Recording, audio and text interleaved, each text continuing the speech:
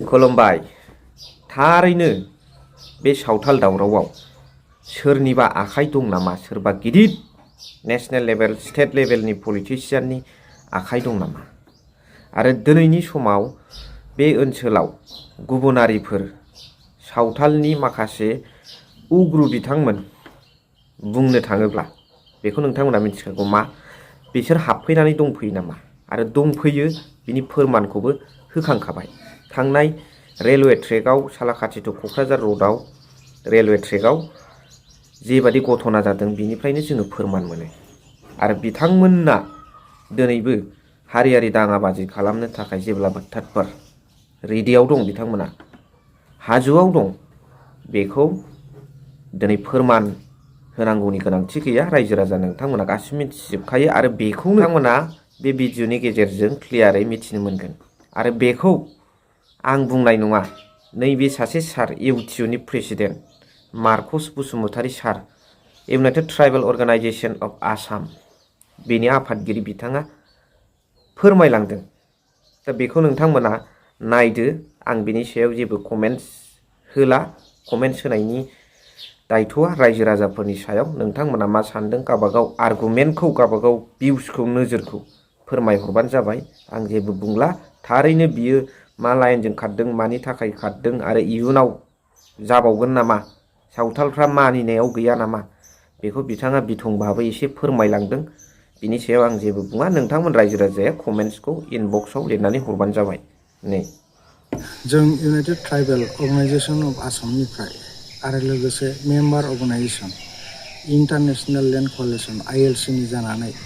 मैया जिनाखि जाथावै मोनसे घटना जानानै थांबाय बेखौ जों दुर्भाग्यजनक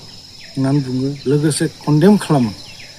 आरो लोगोसे जों आसाम सरकार आरो BTC सरकारखौहाय गोख्रैयैनो बिथांमोनखौ जायफ्रानोखि कालप्रिट जायफ्रानोखि बे जोंनि बर' साथाम जोहोलावखौ बुसे बुनानै सासेखौ बुथारबाय बिसोरखौहाय जेरैखियालाबो सास्ति होनांगौ आरो बिसोरखौ जायफ्रानोखि बेवहाय इनभल्भ दंमोन जायफ्रानोखि आसामनि मानसिया नङा बिथांमोनखौ आन्डार एट्रसिटि एक्टआवहाय फासि होनांगौ आरो जों फोथायो आरो जों सानो जे बियो आसाम सरकारनिनो बियो मोनसे षड्यन्त्र मानोना आसाम सरकारा प्रथमावहाय बिहुखौहाय वर्ल्ड रेकर्ड बानायबाय ओमफ्राय बिनि उनावहाय मा आदिबासिनो सोर आदिबासि बिसोरो महाय आदिबासि बिसोरखौहाय सेकेन्डआवहाय दोनदों बिसोरो आसामनि आदिबासि नङा नर्थ इस्ट इन्डियानि आदिबासि नङा बिसोरो झारखन्ड बिहार उरिष्यानिसो आदिबासि नाथाय जोंनि बर'खौहाय दिनैहाय थार्डनाव दोनदों बिसोरो दाख्लैसो 17 थारिखआवहाय जानानै थांबाय बागुरुम्बा जोंखौ मान थार्ड पजिशनाव दोनखो आसाम सरकारा बिनि थाखायनो आसाम सरकारानो बिनि थाखाय दायि मानोना बिथांमोनानो लाय होबाय जे बर'फोरनिफ्राय बिसोरो देरसिनाव बिथांमोना दोनबाय दा जिखि जाया जोङो खावलायो जोंनि बर' रायजो राजाफोर आरो जायफ्रानोखि ब्रिटिश सरकारजों लाबोजानाय 1950 सननि सिगां सावथालफोर नोंथांमोनखौ खावलायो बयबो संजम जानानै था जोङो सब समय जयैहाय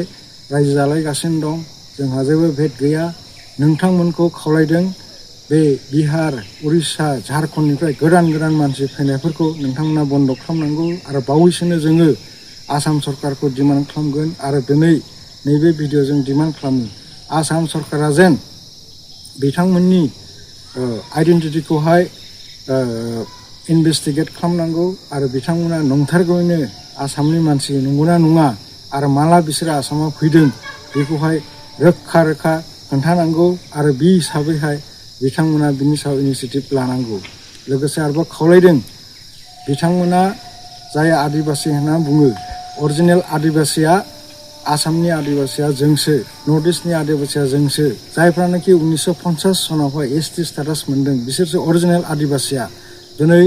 जोंना बर'नाबो धाल थुंग्रि लोगोसे बोरला थिर लानायनि मोनसे जोंनि माबा बे कालचार नाथाय नोंथांमोना जोंखौ एलाउ खालामा आसाम सरकार भारत सरकारा नाथाय बे सावथाल उरिष्यानिफ्राय फैनाय बिहारनिफ्राय फैनाय झारखन्डनिफ्राय फैनाय वेस्ट बेंगलनिफ्राय फैनाय बिथांमोनखौसो नोंथांमोना आसामनि आदिबासि होननानै बिसोर गोसोबायदि थिर बोरला लायो सिखा लायो बेफोर गासैखौबो बेन खालामनांगौ जुदि बिथांमोना थिरबोला लाना होयोब्ला सिखा खुंग्रि लाना होयोब्ला जों बर' जोङो आसामनि भुमिपुत्र जोङो थागिबि जोंबो बे बुस्थुखौ लानो हानांगौ जुदि जों लानो हायाब्ला बिथांमोनाबो बे बुस्थुखौहाय थिरबोलाखौ लानो हाया बिसोरखौ बिथांमोननि थिरबोला लानायखौ गोख्रैनो बेन खालामनांगौ आरो लोगोसे जों खावलायो आसाम सरकार BTC सरकार आरो भारत सरकारखौहाय जायफ्रानाखि गोदान 2003 सननि BTC एकर्डनिफ्राय उनावहाय फैनानैहाय आरो जायफ्रानाखि 2005 सननि 13 डिसेम्बरसिमहालागै बे फरेस्टआव हाबफैनानै दं एकर्डिं टु फरेस्ट डिवेलार्स एक्ट बिसोर गासैखौबो इभिकसन खालामनांगौ बिसोरनि आइडेन्टिटिखौहाय चेक खालामनानै बिसोरखौ गोख्रैनो इभिकसनखौ खालामथारनांगौ होननानै जोङो दिनै इउनाइटेड ट्राइबेल अर्गानाइजेसन आसामनिफ्राय डिमान्ड खालामदों। स' नुनो मोनबाय नोंथांमोना आखाइ खबजबनानै आं नोंथांमोन माय डियार जिबि ब्लग फेमिलिस माय डियार इयुथ्स आरो रायजो राजाफोर मा सानो कमेन्ट्सनि गेजेरजों बे सार बुंनायनि सायाव बिथाङा आंनो भिडिअखौ हरदों बेखौ होनो थाखाय दा आङो होना होबाय आं बिनि सायाव जेबो बुंला नोंथांमोन रायजो राजाफ्रा जा कमेन्ट्सआव लिरना हरो बेनोसै आं नेनानै थाबाय थेंक इउ भेरि माच फर वाचिं लाभ इउ।